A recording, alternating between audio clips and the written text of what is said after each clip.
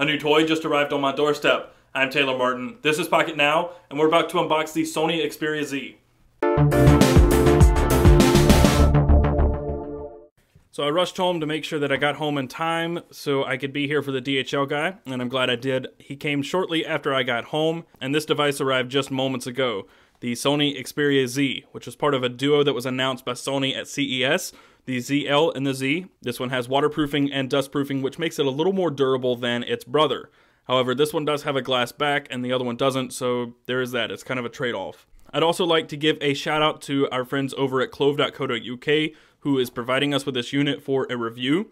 So without further ado, let's get into the unboxing and see what this device is about. So first you will notice that the box is nothing special. It's just a simple box, no special branding or anything, nothing's particularly awesome about this box. It's just a standard box, nothing too wowing about it. But who cares about the box? It's nice, but we're all gonna just discard that anyway. We're gonna toss it aside, and the good thing about it is that it opens very easily. Unlike many boxes nowadays, this one is extremely easy to open.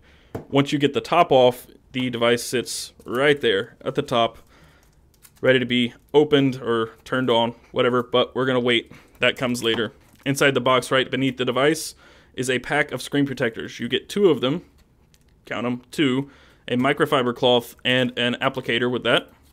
So that's neat, nice little add-on there, little touch. And this insert comes right out. You also have some getting started guides, quick startup guides, important information, and FCC statement and other information about the device. So little reading material if that's your thing. You also have the international, this is an international version of the device. You have a UK plug. This does not work for me. I'm in North Carolina, so I will not be able to use this at all. This is useless to me. Oh well, I've got a million chargers. It's okay. You also get some headphones, which is nice. Not many devices are coming with headphones anymore, so it's nice to see these. They look nice. They're probably won't stay in my ears, but they're actually pretty cool looking. So hopefully those are decent. I know many of you will be happy with at least some headphones in the box. It's nice to get a little add-on every now and then. And your standard micro USB cable. That's it. Nothing special, fancy here. So that's what you get inside the box. You get some headphones, a UK charger, which is helpful if you're in the UK. I think that's a UK charger. I've never been overseas, so I don't know. You get your standard reading material, some screen protectors, and the device. So let's set this stuff aside for time and take a look at the device itself, because that's why we're all here. So once you get the device out of the box, you'll notice it comes in this plastic sleeve. We're going to discard that. We don't need that. It's not the plastic, so don't get mad at me. The plastic is still on here. So we'll get to that in a minute. But once you get the device out of the box, you will see that it has a 5-inch display on the front. That is a 1080p display, so you can expect a high quality picture. It also has a 2.2 megapixel front facing camera that will record at 1080p. This at the bottom is your microphone, and this up at the top is the earpiece speaker. So that's really all for the front. There are no capacitive or physical buttons. The buttons are actually on-screen buttons, so they're software. So the 5-inch display is actually going to feel more like 4.8, maybe 4.7, because those are going to take up screen space. So that's something to keep in mind when you're looking at 5-inch phones. This one's actually going to probably feel a little bit smaller than 5 inches after you get it powered on, because there are no physical or capacitive buttons. On the top edge here is a 3.5 millimeter headphone jack. It is under a cover because this device is waterproof, so it's got gaskets that keep water out when it is covered. That is your 3.5 millimeter headphone jack on the top. On the side here, we have the micro USB port under a cover as well. So that one's covered up. This is your micro SD card slot, also covered up, and you have prongs for apparently what would be a dock for this device. On the bottom, there isn't anything except for this hole for a lanyard, and if you come around to the side, you also have a speaker, a volume rocker on the right side, and a power button. And just above the power button is another hole. This is a cover for your SIM card slot. There's a SIM tray right in here. There it is. So you can put your SIM card in there and activate the device. So that's all for the edges. You have your 3.5 millimeter headphone jack, micro USB, micro SD, speaker, volume, power. So there is that for that. And once you get to the back, you have a 13.1 megapixel camera with an LED flash. This is your NFC branding, Xperia branding, and that's about it. It is a glass back, and we'll get to that once we tear the plastic off. But let's start with the front of the device. Let's get this close to the microphone and start peeling that slowly. Oh, there's no sound. Very little sound of that at all. That's disappointing. There's no sound from the plastic. I peeled it slow and there's no sound. Hopefully there is some on the back. Nothing. No sound. No. Michael Fisher will be upset. There's no sound from this plastic. It's more of a flimsy, like, laminate than anything. It's not really plastic. So no sound. Sorry, Michael. But this is a very, actually, beautiful device. It's very edgy. There's not a lot of rounded corners. It's very squared, and it feels like that in the hand. It feels bigger than it actually is. A lot of devices have a tapered back or tapered edge that make it feel small. This does not. It feels comfortable. It doesn't feel too big, but it also feels bigger than it actually is. It feels more like holding a note than maybe, say, the DNA, because the DNA had a tapered back and it felt smaller. But it was about the same physical size as this one.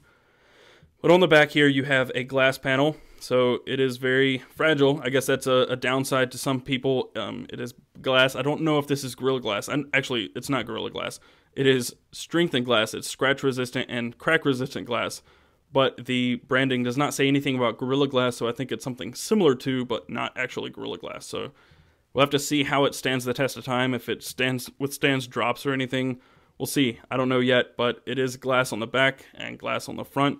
And again, there is that NFC logo if you want to see that a little closer up. I don't know if we can focus on that. We'll try. No focusing. I don't know. We can't get that to happen just yet. Sorry about that. We'll see that. I'll take a closer look at that in a review, which will come early next week, I imagine. So stay tuned for that.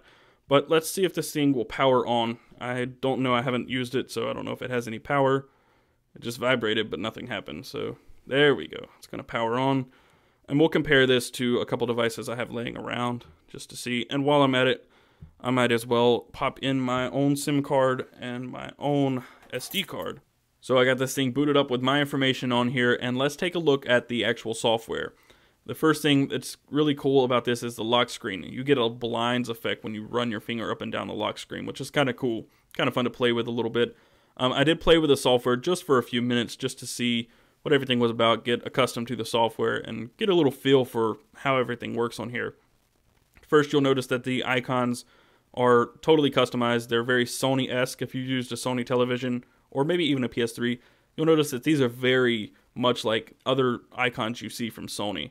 If you tap the applications icon, you'll open the app drawer, and it's very similar but different to, or different from the stock Android app drawer. You can uninstall, I guess that's for a mass uninstall, share and customize, and if you tap here, you get different orders. You can organize your applications based on different orders. If you pull down the notification shade, you get quick settings at the top here. It's really unobtrusive and kind of blends well. I like how it looks. You have sound profiles, Bluetooth, Wi-Fi, mobile data, and a settings shortcut. You'll also notice here that I got this notification after the phone rebooted. It's a blank SD card. That means the micro SD XC card that I have in here, the 64 gigabyte card, does not work. It is not compatible with this device, which is upsetting. That means that you cannot use a 64 gigabyte card in this device, and that's sad. You have to stick to a typical 32 gigabyte card or smaller. So that's a little upsetting, but it's okay. Another thing about this device is the colors are extremely vibrant. I don't know if the camera does it justice at all or even comes close. Let's turn this brightness up a little bit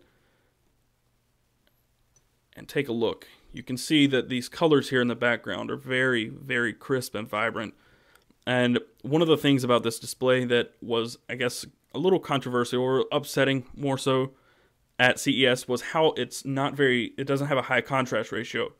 The blacks are not really that black. They're more an inky gray than anything. They're not as dark as you would see on even like the 1X. I have the 1X here, and the blacks, as you can see in the notification shade, are just not as black. I don't know how to show you on camera here, but it's just, they're more of a light gray than black. Side by side with even like the Nexus 4, which, when you turn the brightness up on this thing, you can see that the colors just pop a lot more on the Xperia Z. So the contrast may not be that great. As you can see here, this is a better example maybe. The navigational buttons, the background on this is more of a gray, and this is just inky black. It blends in with the bezel. This one you can definitely see where the buttons end, or where the display ends and where the bezel begins. This has been a look at the Sony Xperia Z. Keep it locked on Pocket Now to see more coverage on this device.